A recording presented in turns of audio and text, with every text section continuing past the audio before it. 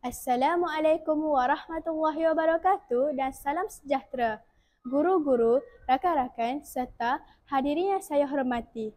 Hari ini saya ingin berkongsi tentang sesuatu yang dekat dengan kita semua, bahan digital. Zaman sekarang, semua benda nak digital. Nak makan, guna aplikasi. Nak pergi mana-mana, tekan butang Grab, sampai. Nak belajar, sama juga. Tekan butang, ilmu pun sampai. Dulu, kita belajar guna buku teks yang berat, kertas yang banyak dan nota yang penuh dari satu fail. Sekarang, semuanya boleh masuk dalam satu tablet atau telefon bimbit dengan hanya beberapa klik sahaja. Kita boleh akses e-buku, video pembelajaran, kuis interaktif dan juga kelas dalam talian. Hebat kan? Jadi, macam mana bahan digital boleh memperkasa pendidikan di negara kita? Mari saya bagi 3 sebab utama. Pertama, pembelajaran jadi lebih menarik dan interaktif. Siapa pernah tertidur masa cikgu mengajar? Jujur ya, kadang-kadang bukan salah cikgu, tapi cara penyampaian yang tak sesuai dengan generasi kita. Tapi, bila ada bahan digital seperti video animasi, simulasi, sains atau permainan pendidikan, belajar jadi lebih seronok.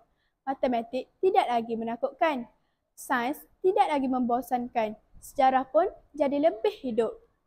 Kedua, pembelajaran jadi lebih fleksibel dan mudah diakses. Dulu, kau tertinggal kelas, susah nak kejar balik.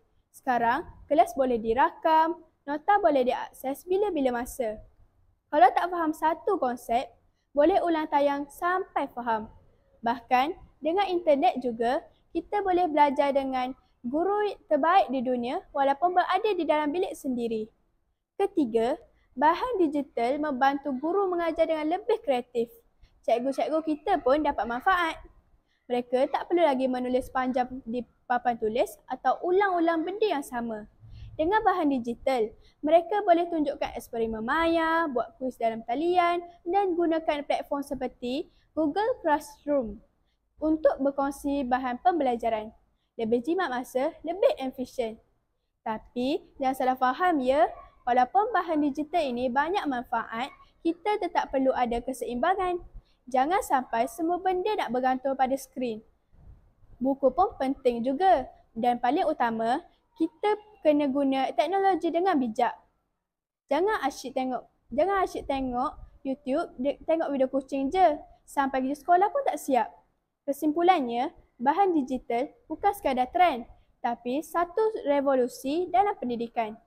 Jika kita memanfaatkannya dengan betul, ia boleh membawa negara kita ke tahap yang lebih tinggi. Jadi, gunakan teknologi untuk belajar, berkembang dan berjaya. Sekian, terima kasih. Assalamualaikum warahmatullahi wabarakatuh.